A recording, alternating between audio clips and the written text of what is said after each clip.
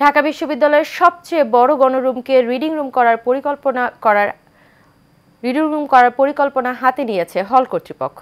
এই উদ্যোগের মাধ্যমে অপসংস্কৃতির ইতিহাসকে বদলাতে চান বলে জানালেন বিজয় ৭১ হলের প্রভোস্ট অধ্যাপক SM আলী রেজা।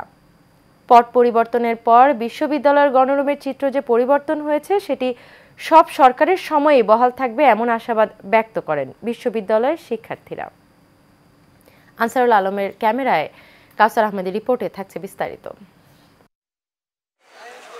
যোগ্যতার সর্বোচ্চ প্রমাণ দিয়ে ভর্তি হতে হয় ঢাকা বিশ্ববিদ্যালয়ে, কিন্তু সেখানে ভর্তি হয়ে বিগত বছরগুলোতে অনেকেই শুধুমাত্র প্রাচ্যের অক্সফোর্ড খ্যাত এই বিশ্ববিদ্যালয়ে পড়াশোনা চালিয়ে যেতে পারেননি গণরুম এবং গেস্ট রুম সংস্কৃতির কারণে।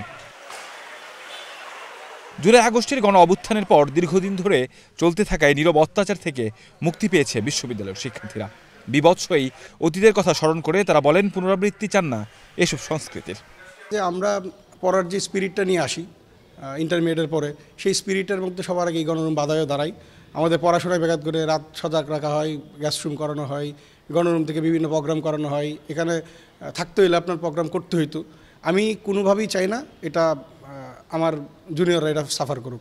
বর্তমানে আছে, এখন তো কোনো গণরুম নাই। এই যে দেখেন ওই গণরুমটা এখন ফাঁকা।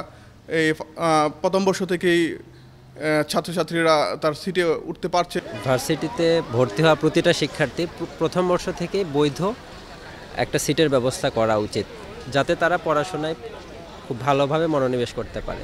হল কর্তৃপক্ষ বলছে গণরুম সংস্কৃতির জন্য বিশ্ববিদ্যালয়ে ভর্তি হওয়া ছাত্রদের পড়াশোনার ক্ষতিসহ মানসিক বিকৃতি ঘটে। তাই সব ছাত্রদের আসন নিশ্চিত করার পাশাপাশি গণরুমকে রিডিং রুমে পরিণত করবে বলে জানান হল প্রভোস্ট। আমি অন্য হলগুলোর কথা বলতে পারবো না, তবে এই যে সমস্ত লোকেশনগুলো, এই প্রত্যেকটা লোকেশন কিন্তু একটা পারপাজেই করা হয়েছিল। যেরকম বিজয় ৭১ হলের যেটা গণরুম ছিল, এটা ছিল বেসিক্যালি স্পোর্টস রুম এবং এটা বড় একটা জায়গা।